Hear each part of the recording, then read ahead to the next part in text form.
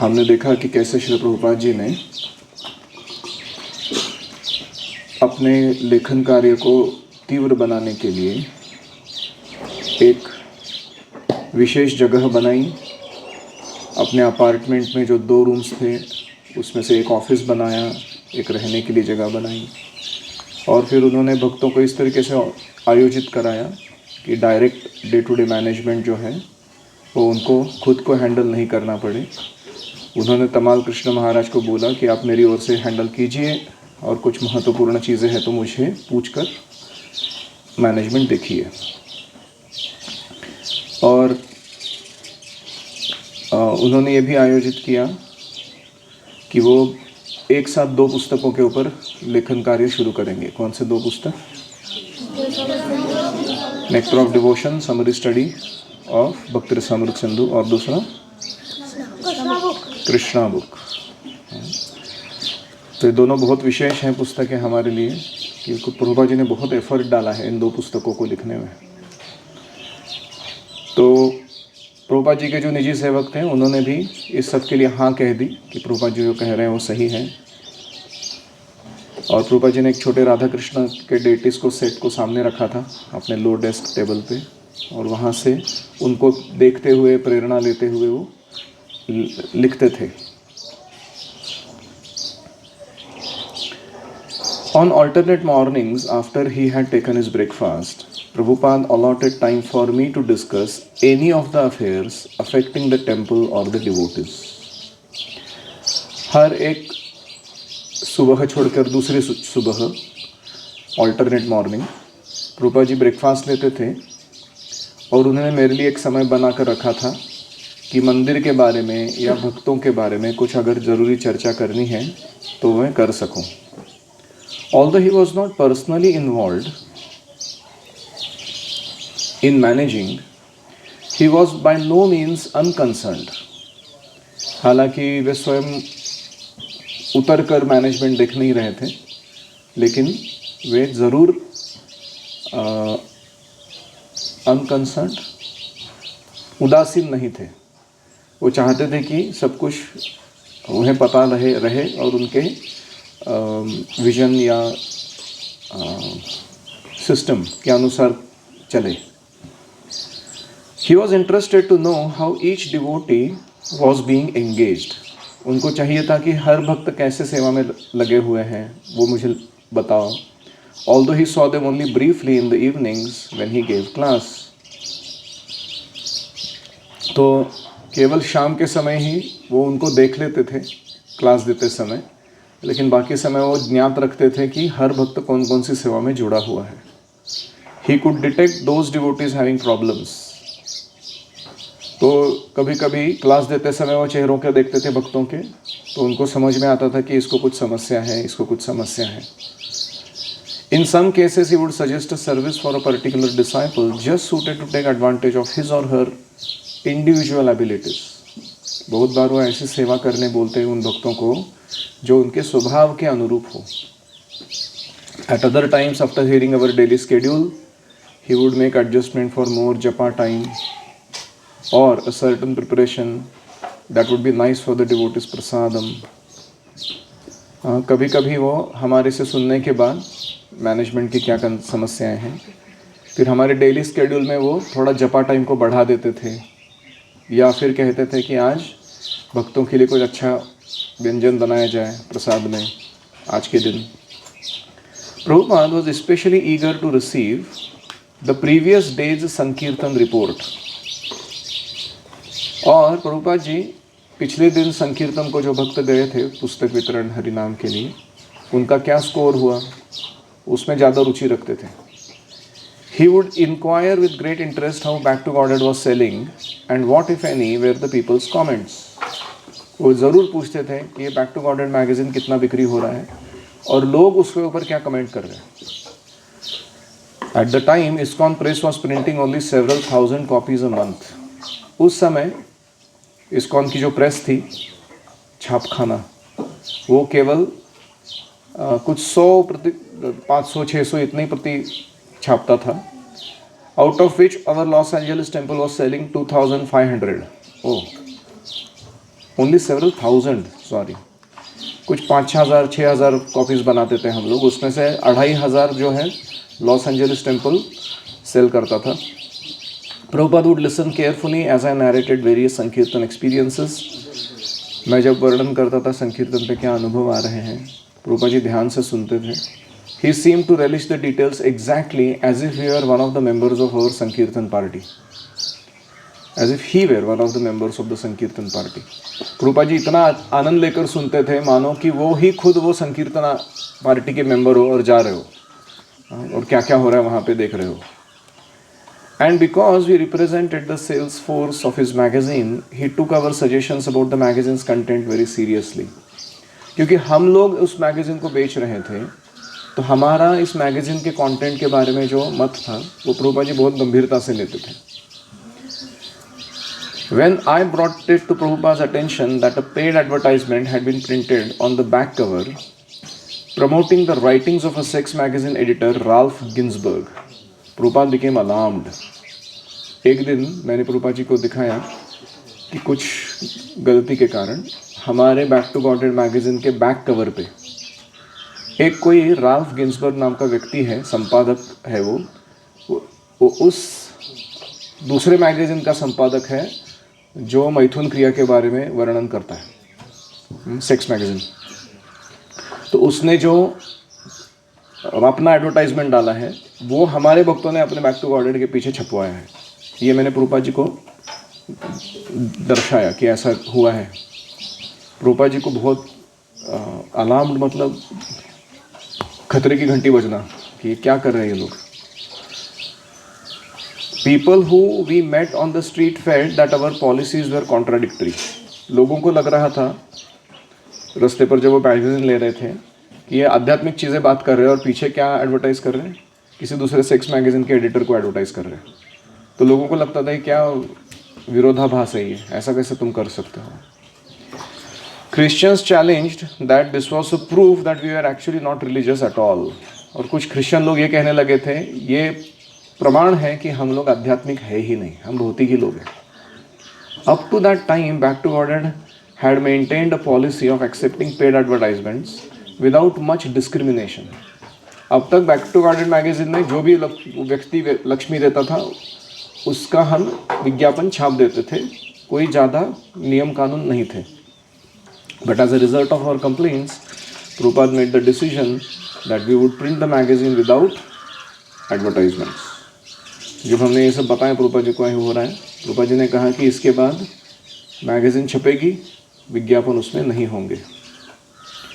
This would make our publication much more prestigious in the eyes of the public.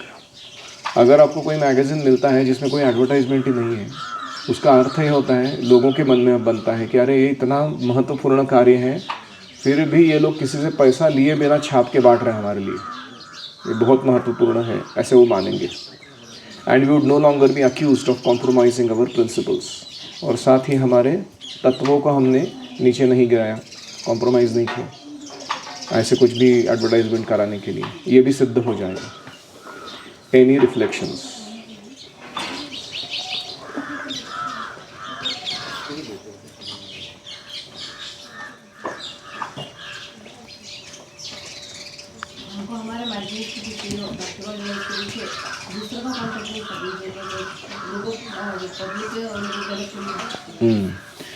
Back to Godhead magazine में कौन सी advertisements दी जा सकती है, कौन सी नहीं दी जा सकती है, इसकी पॉलिसी अभी बन चुकी है. तो उसके अनुसार ही वो एडवर्टाइजमेंट्स देते हैं.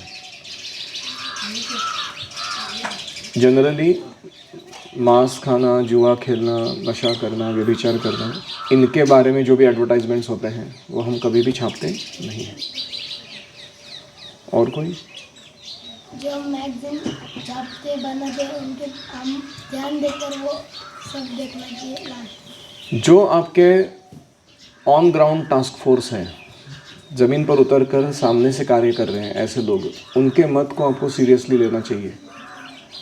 आप भले ही किधर भी अपने आइवरी टावर में बैठ के निर्णय ले रहे हो, पुस्तक लिख रहे हो, छाप रहे हो, लेकिन जो ग्राउंड लेवल पे काम करने वाला व्यक्ति है, अगर उसका कुछ इनपुट है कि ये कंटेंट का क्वालिटी के बारे में, प्रेजेंटेशन के बारे में, तो प्रभुपाद जी उसको सीरियसली लेते थे. वो ये नहीं कहते थे कि तुम्हें क्या मालूम है स्पिरिचुअल लाइफ के बारे में मैं जब बोल रहा हूँ छापो वो कहते थे कि नहीं, उनका जो प्रतिसाद मिल रहा है उनको लोगों से, वो फीडबैक से वो अपने कंटेंट को और अच्छा मॉडिफाई कर देते या डिज़ाइन कर देते।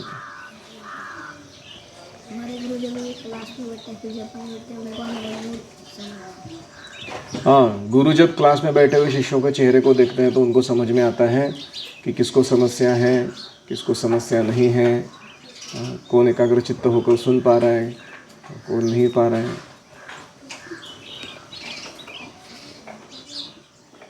और कोई? माधवंश, एनी रिफ्लेक्शंस?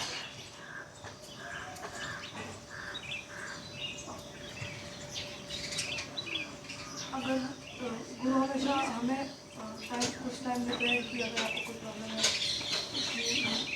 जैसे प्रोपाल राइटिंग के शेड्यूल में तो कृष्ण महाराज को अल्टरनेट डे मॉर्निंग।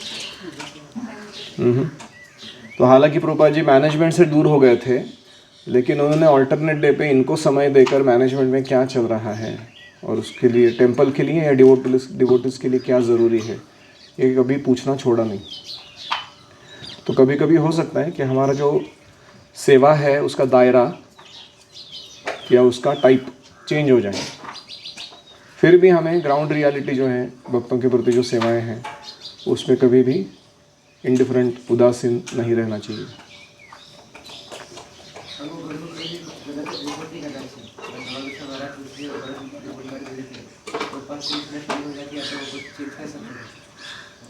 सो तमाम Krishna Maharaj was very honest in reporting whatever is going on. वो प्रामाणिकता से बोल देते थे, गलती हुआ है तो गलती हुआ है भक्तों से, ऐसे नहीं कि वो मेरे मित्र है डांट खाएंगे तो मैं उनको बचाना चाहता हूँ तो रिपोर्टिंग जो देते हैं वो बहुत प्रामाणिकता से देना चाहिए। एक्चुअली हम उस भक्त की सेवा कर रहे हैं, ना कि उसको नीचा दिखाने का प्रयास कर रहे हैं। हमें कुत्सित भावना से दूसरे को चिढ़ाने के लिए, तंग करने के लिए रिपोर्टिंग नहीं करना चाहिए। हमें वैष्णव की भावना से उनके आध्यात्मिक जीवन में उनकी प्रगति हो, इसलिए उनके बारे में रिपोर्ट देना चाहिए।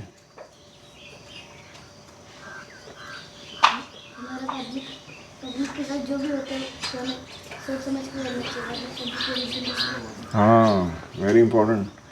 पब्लिक एरिया में जो भी हम रिप्रेजेंट करने जा रहे हैं वो बहुत सोच समझ कर करना चाहिए, क्योंकि अगर लोगों का गलतफहमी हो गया कुछ हमारे आंदोलन के बारे में, फिलॉसफी के बारे में, वो भी ज़्यादा लंबा देर चलता है। वो बीच में आया था ना, ISKCON is a money making organization sending money from India to foreign countries. कितना बड़ा कांड हुआ था उसके ऊपर, लोग इतना सारा एक वीडियो घुमा रहे थे बार बार सब जगह पे, फिर भक्तों को 4, 5, 5, 7 अलग अलग वीडियोस बना के एक्सप्लेनेशंस देने पड़े कि ऐसा कुछ नहीं हो रहा है इंडिया का पैसा इंडिया में ही है, यहीं के मंदिरों के लिए यूज़ किया जा रहा है। इतना ही नहीं, इंडिया के मंदिर बनाने के लिए फॉरेन कंट्री से पैसे ला रहे हैं हम लोग। तो be careful in public, specially careful. आपका छोटा छोटा चीज़ लोग देखते हैं, जैसे कोई तिलक पहन के है और कंठी मारा है, धोती कुर्ता है, और वो व्यक्ति जाके अगर किसी पान के टपरी पे एड्रेस भी पूछने जाए तो लोग क्या सोचेंगे कि हरे कृष्णा वाले सब नशा करते हैं। या फिर आप कहीं किसी के साथ थोड़ा, जैसे रिक्शा वाले के साथ हमने रेट फिक्स किया था और वो अचानक उधर पहुंचने के बाद बोलते हैं नहीं अभी इतना 50 रुपये एक्स्ट्रा दो, और आप उसके साथ हाथापाई पे उतर आते हो तो बाकी के लोग देख रहे हैं कि हरे कृष्णा वाले कैसे ट्रीट कर रहे हैं एक रिक्शा वाले को। वो ये नहीं देखते हैं कि गलती किसका है, समझ रहे हो ना पॉइंट। वो इतना ही देखते हैं कि तुम कैसे बात कर रहे हो, तुम क्या कर रहे हो उसके साथ। जैसे मेरे साथ हुआ था, एक जन को मैंने टेनेंट रखा है, वो मेरे को रेंट ही नहीं दे रहा। अभी व्हाट टू डू नेक्स्ट? जाके अच्छे से रिस्पेक्टफुली बैंड बजाना ज़रूरी है, नहीं तो ना लक्ष्मी मिलेगी ना वो व्यक्ति छोड़ेगा घर तुम्हारा, अगर तुम बहुत ही सॉफ्ट रहोगे उसके साथ। तो So one has to do what you do very carefully, making sure that you get the result that you expect and also you don't create bad publicity.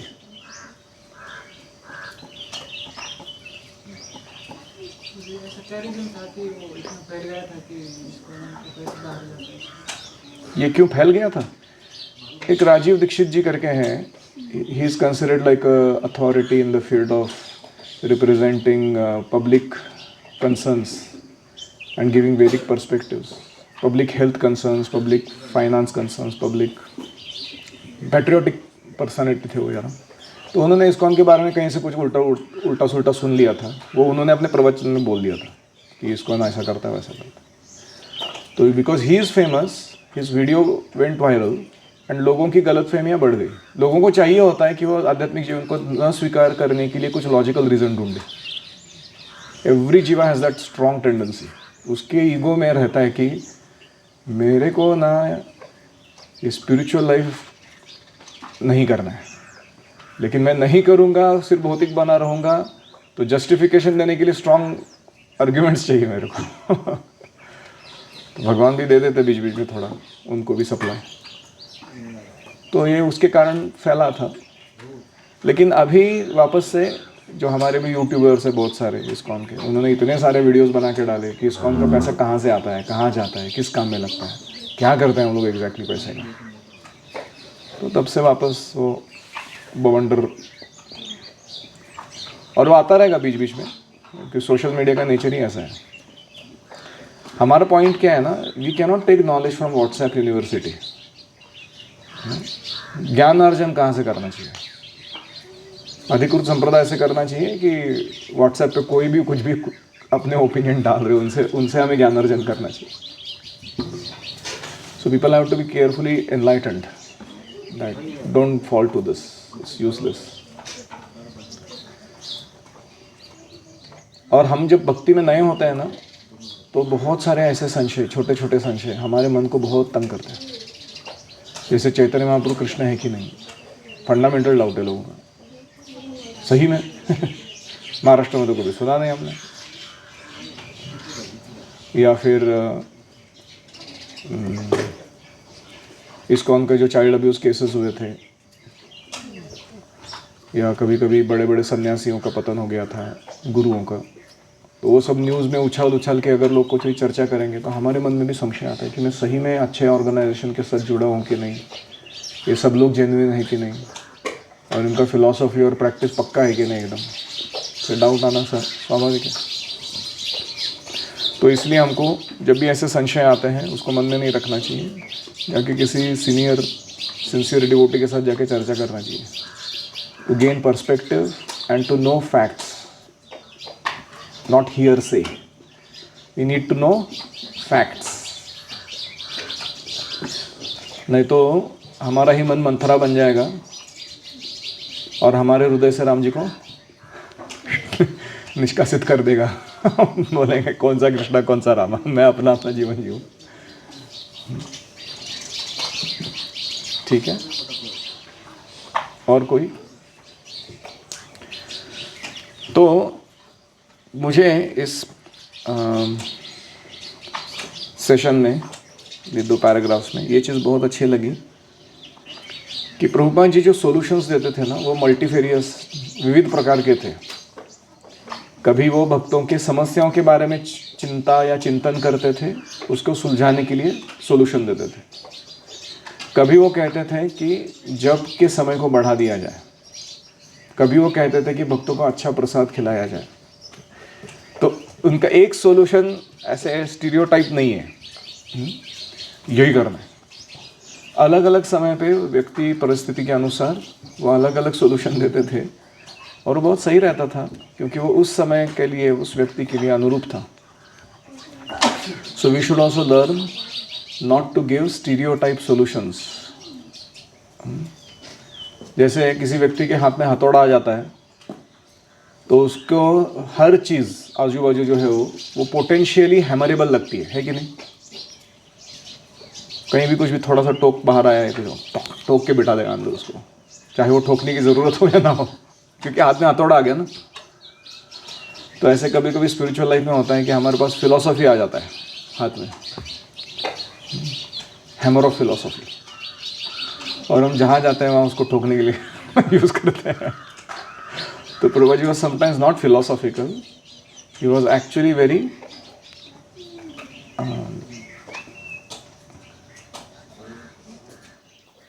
he was emotionally intelligent to understand solutions beyond logic. So that is an interesting point to note. Srila Prabhupada की जय। ओम हरे कृष्णा कृष्णा कृष्णा हरे हरे, हरे राम राम राम हरे हरे, हरि ओम तत्सत्।